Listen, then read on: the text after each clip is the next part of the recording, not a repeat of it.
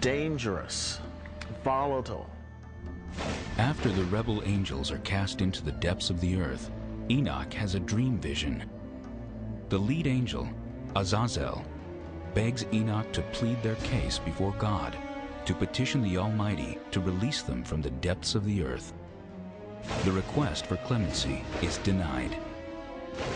This version of the fall of the angels was very popular in its day and maintained popularity for centuries to come.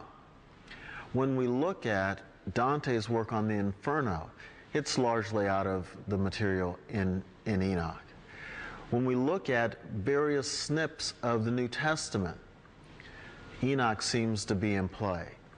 In Corinthians, when Paul talks about women covering their hair so the angels won't be seduced and tempted, it goes back to the fallen angels tradition. Another episode tells of Uriel, a powerful angel in charge of the stars, who becomes Enoch's guide through the heavenly realms. Uriel's name, in fact, means God is my light. And whenever he is described, frequently in relation to God, he is situated to the east of God's throne. This is very interesting. Of course, the sun rises to the east. So this gets us thinking, Uriel, a figure associated with light, perhaps associated in some way with the sun, or the stars, or the idea of these heavenly bodies making their rotations daily. And all these Uriel, the holy angel, who is the leader of them all, showed to me, and their positions, and I wrote down their positions as he showed them to me.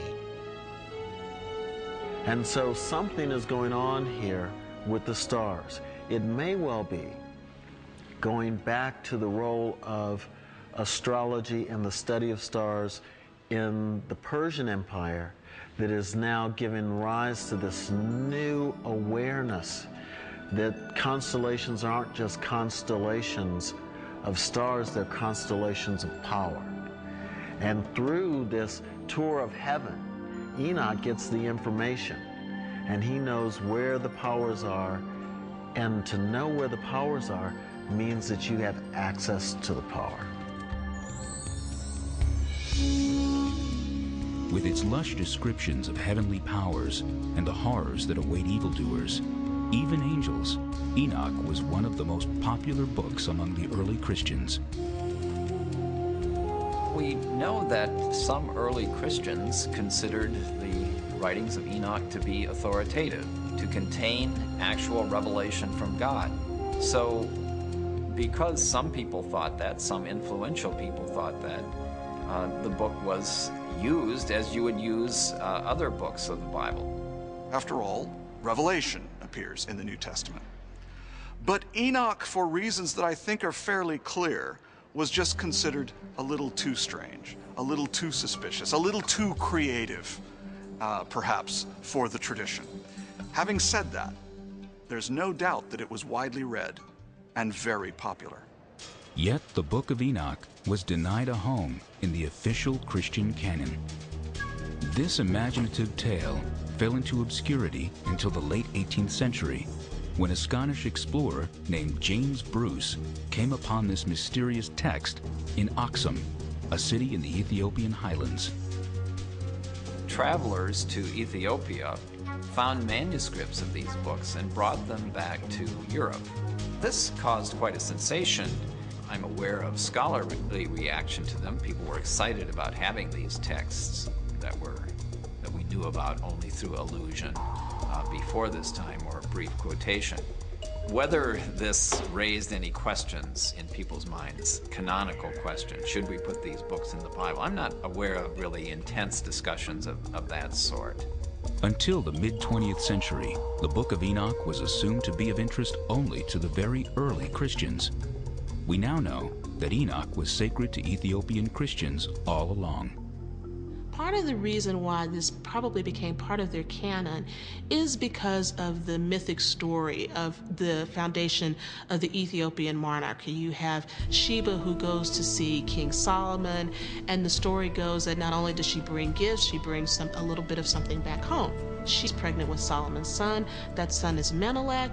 Menelik is the first dynastic king of Ethiopia. He actually goes back and retrieves the Ark of the Covenant from Solomon because Solomon is not taking care of the kingdom properly. And the Ark rests reportedly in Aksum in Ethiopia. So when Christianity comes later in about the 4th century to Ethiopia, there's already a story there. There's already a connection to the Old Testament story. So the Book of Enoch and all these other types of books that are included within the Ethiopian canon become part and parcel of putting together this Old Testament story, this Old Testament link, with a very new Christianity that enters into the Ethiopian. They don't give up the old. They put it all together with the new and blend it together. Large portions of the Book of Enoch also were found among the Essene literature, hidden in the caves of Qumran, as part of the Dead Sea Scrolls. Enochic literature was very popular with the inhabitants at Qumran, at least for a while, probably at the beginning of this group's existence at this site. And how do we know it was so popular? At least 11 manuscripts of this text have been discovered. And that's quite a number, especially when we think in terms of what it cost to produce a manuscript in antiquity, in terms of not only the material required, but also the labor. And so sometimes what people are reading and what the leadership in the church actually wants you to understand are two very different things. Today, ancient writings not included in the Bible are being re-examined by 21st century eyes. Next, disturbing stories of Jesus as a child. One of Jesus' playmates is killed, presumably by Jesus pushing him off a roof.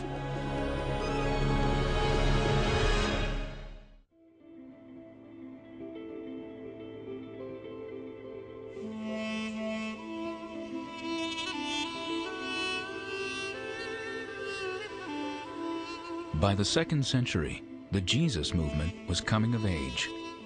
Still, without formal leadership or an officially designated text, early Christians were hungry